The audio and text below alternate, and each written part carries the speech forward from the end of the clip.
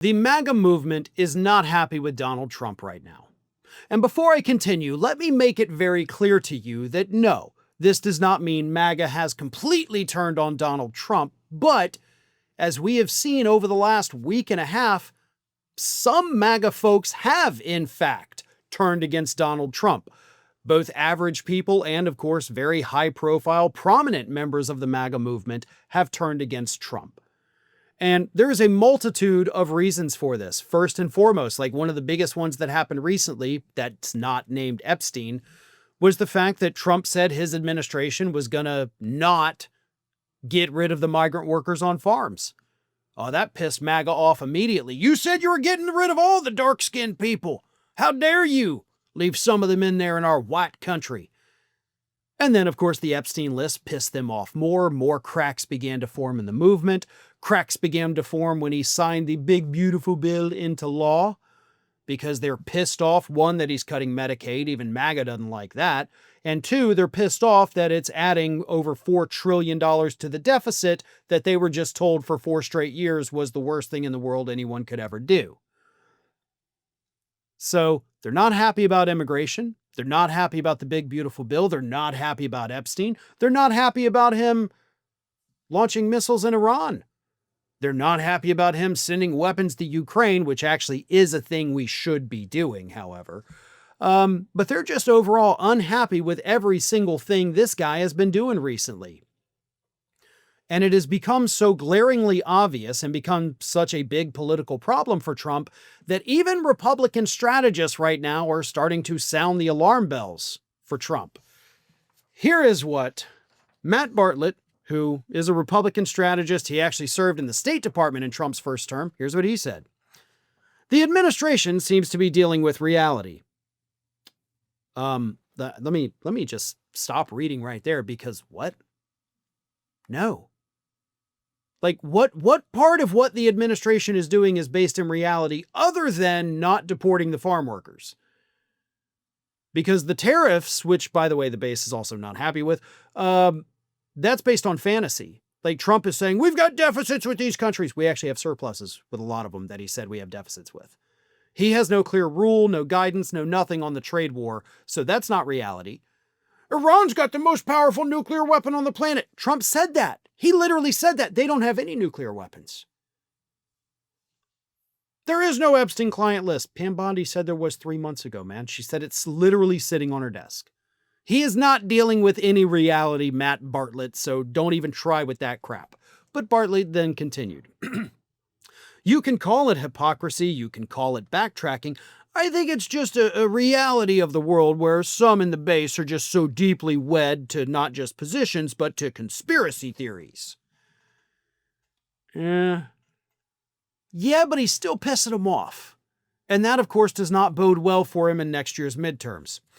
Another Republican strategist, Ron Bonjean, said, quote, even those MAGA voters, some of these businesses do have employees that are undocumented. Where are you going to draw the line? And right now, if you're a MAGA supporter, probably the answer is deport everyone.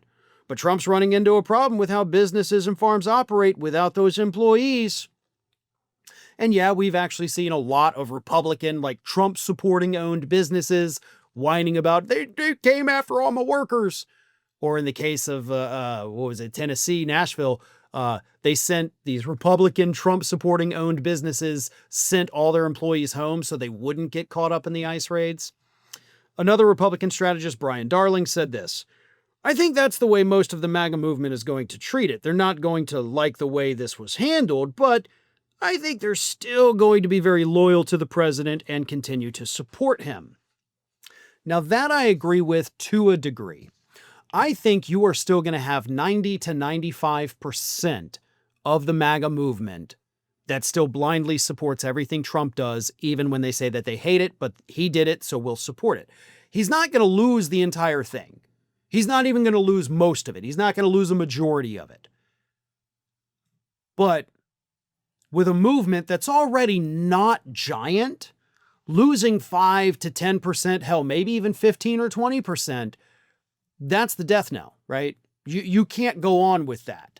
You don't have enough members to lose in that diehard MAGA movement And yet Trump is. We're already seeing this happen. And for the ones that do remain, knowing they hate everything he's doing, that's still a positive. And let me tell you why, and this is important. These are people who eventually, obviously, Trump's going to be gone from Earth. It's just what happens to everybody.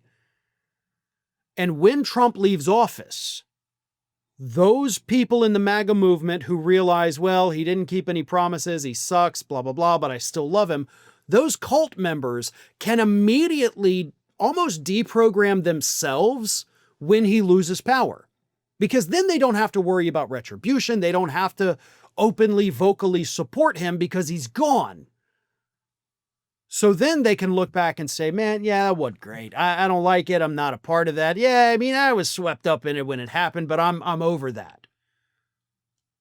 So just because they're sticking with the movement doesn't necessarily mean that there is no hope for them in the future. I do think a lot of these folks are already in the process of being deprogrammed.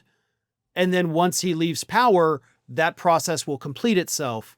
Again, maybe not even a ton of them, but every one of them we get back, every one of them we get out, every one of them that turns against him is a positive.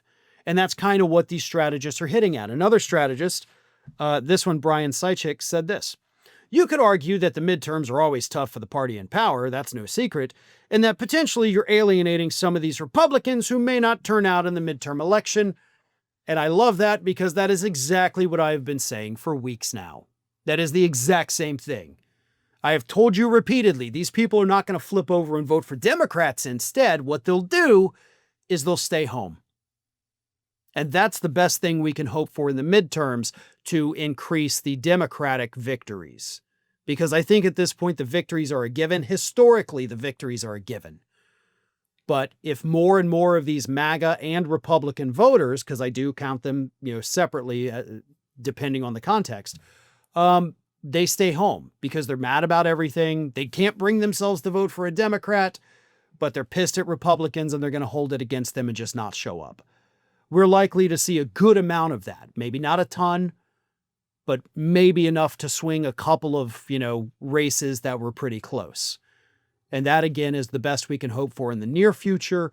In the long game, 4 years from now, these cracks, these failures of Trump, these lies of Trump, these broken promises, those are the things that are going to help people to deprogram themselves and finally move on from this cult that they have been in for nearly 10 years. Thanks for watching today, everybody. And don't forget, if you're not already, please do subscribe to this channel. We have fresh content going up every single day, and I would really hate for you to miss out on that. And speaking of missing out, if you're not following me across all other social media outlets, then get on it. You can follow the links in the description of this video.